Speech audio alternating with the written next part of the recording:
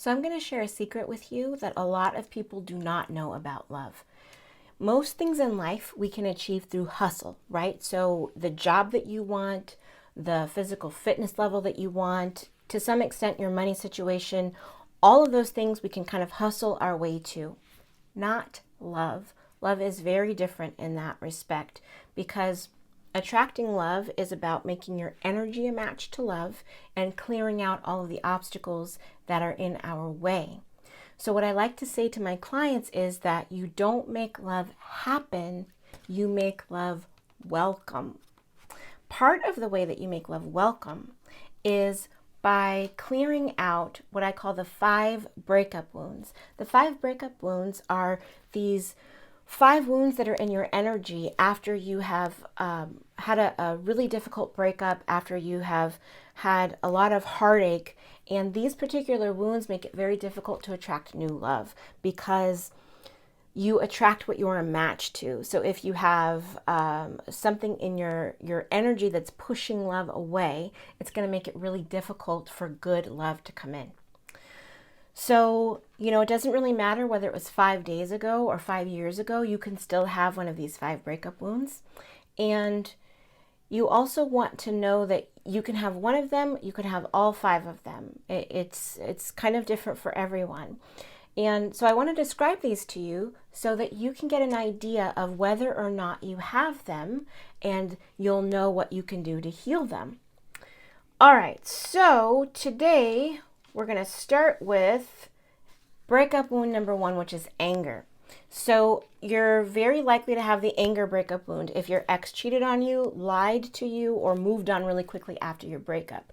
And some of the things that women say to me when they have the breakup wound are, my ex was a habitual cheater. He was so good at hiding it.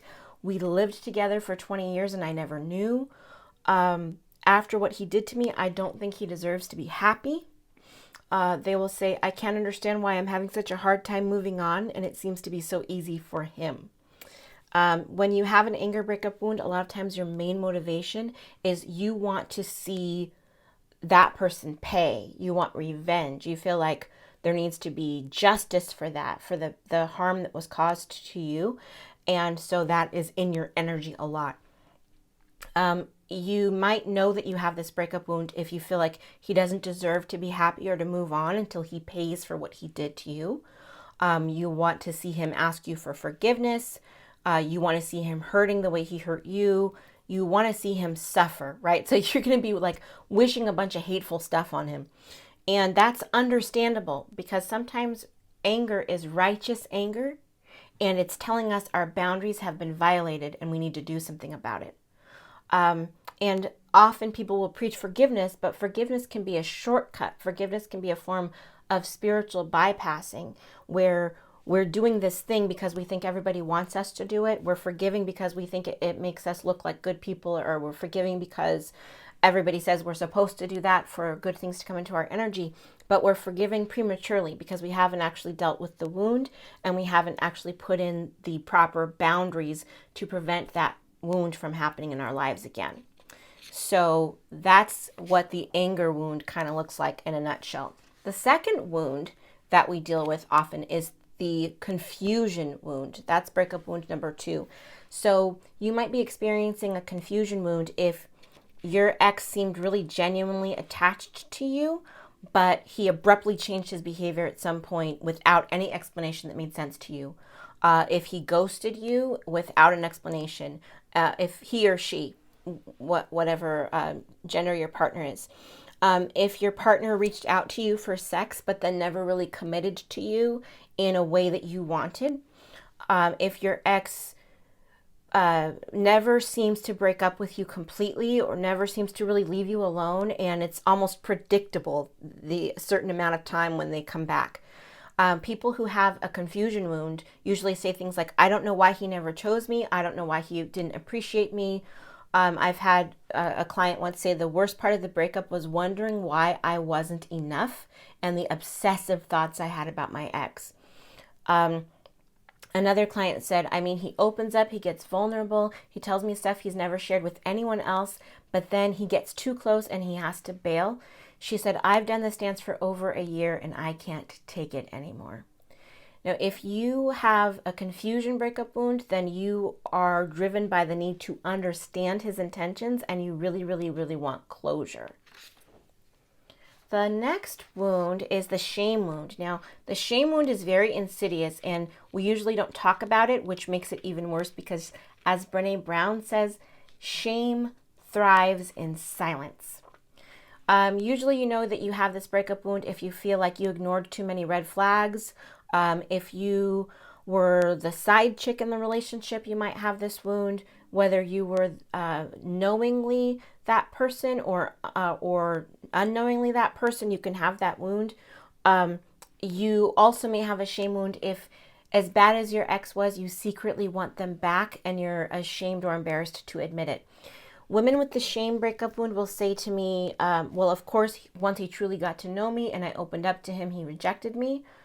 One of them said, I ignored so many red flags, I don't even trust my own judgment anymore. Another one said, I blame myself that I could have behaved differently and it could have all turned out a different way.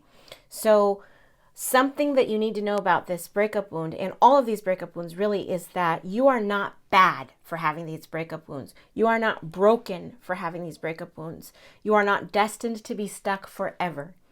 Everyone has stuff that they need to heal and that they need to release.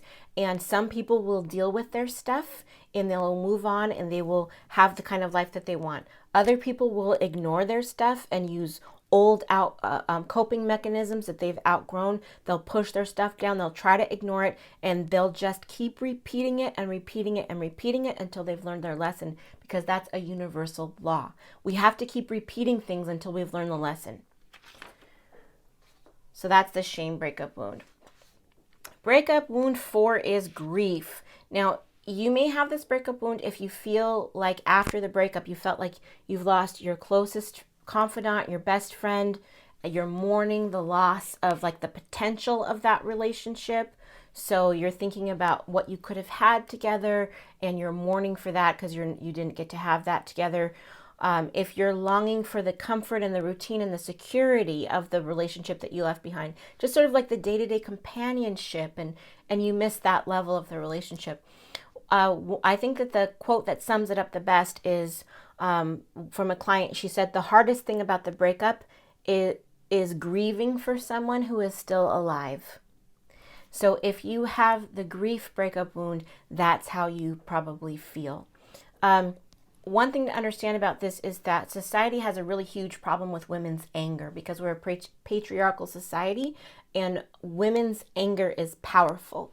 And so we have been socialized to show our sadness when sometimes we're actually angry. So sometimes we get so angry we cry, we want to cry. It's like we're allowed to show sadness. We're not allowed to show anger because anger in a woman is a threatening emotion to a lot of other people.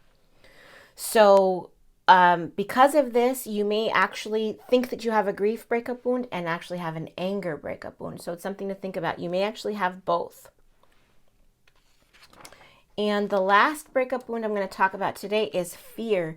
If you are avoiding getting back into the dating world because you're afraid that the same thing is going to happen again and it just doesn't feel safe, or if you date compulsively so that you can avoid being alone, but you don't end up making those deeper connections that evolve into relationships, or if you have sex really early on because you think that that's what your partner wants or your potential partner wants, but you're not able to open up and make yourself emotionally vulnerable.